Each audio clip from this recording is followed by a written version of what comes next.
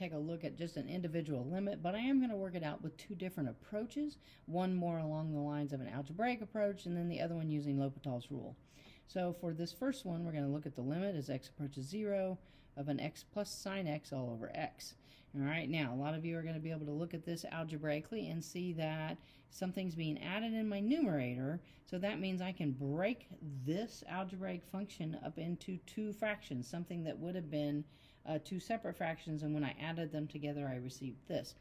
Okay, in which case then I'm going to have the limit as x approaches 0, all right, of an x over x, and then the limit as x approaches 0 of a sine x over x. All right, and as long as these two quantities, when I go to add them, equal this quantity right here, then this is a legal move with our limits. Okay, and then going ahead, and this is going to be 1, so when I evaluate these limits, x over x is 1, limit as x approaches 0 is 1. All right, and then when I plug in 0 here, we don't need to plug in 0 here. This is one of them that we have memorized. We know it is 1. Okay, so 1 plus 1 is a 2. All right, so limit is clearly 2. Now, let's say you don't like this algebraic method of splitting that up into two fractions. You can take a look at L'Hopital's rule.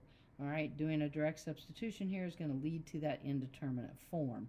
So then I need to do L'Hopital's rule, which I'll still have the limit as x approaches 0. The derivative there of x is 1. Derivative of sine is cosine x. Derivative of the x on the bottom is 1. All right, at this point in time, I can now do my direct substitution. So then I'm going to have a 1 plus cosine of 0 all over 1. Cosine of 0 is 1, so I'll have a 1 plus a 1 over a 1.